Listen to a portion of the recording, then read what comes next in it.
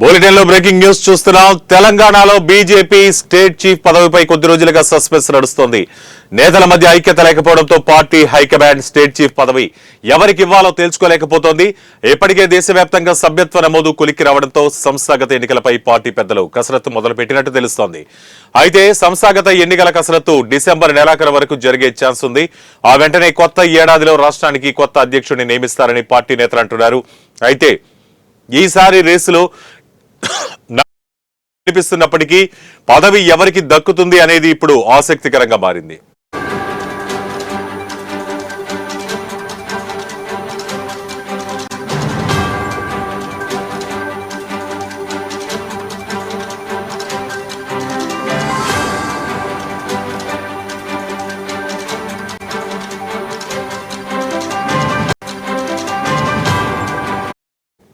ప్రస్తుతం బీజేపీ రాష్ట్ర చీఫ్ గా కిషన్ రెడ్డి కొనసాగుతున్నారు.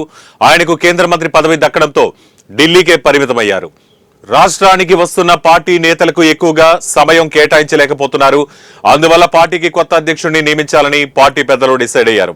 అయితే అసెంబ్లీ ఎన్నికల సమయంలోనే పార్టీకి కొత్త చీఫ్ వస్తారని పార్టీ నేతలు చెప్పారు. కానీ అప్పటి నుంచి కొత్త ప్రెసిడెంట్ పోస్టుపై పార్టీ హైకమాండ్ నిర్ణయం తీసుకోలేదు.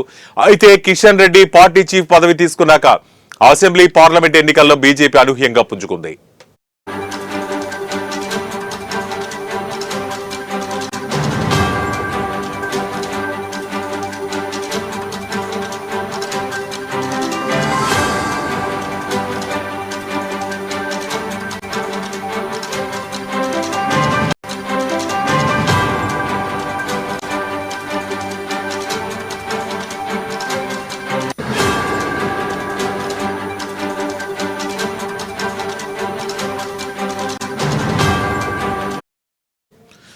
ఇక ఆ పార్టీ తరఫున 8 మంది ఎమ్మెల్యేలు అసెంబ్లీలోకి అడుగుపెట్టారు. ఆ తర్వాత పార్లమెంటుకు జరిగిన ఎన్నికల్లోనూ 8 మంది ఎంపీలు గెలిచారు.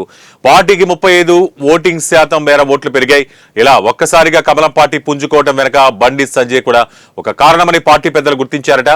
బండి సంజయ్ రాష్ట్ర అధ్యక్షుడిగా ఉన్న సమయంలో పార్టీకి ఓ ఊపు వచ్చిందని పార్టీ నేతలు అంగీకరించారు. అయితే ఎన్నికల తర్వాత ఇంత జరిగినా పార్టీలో చేరికలు మాత్రం జరగకపోవడం నేతలను ఆశ్చర్యానికి గురి చేసిందని చెబుతున్నారు.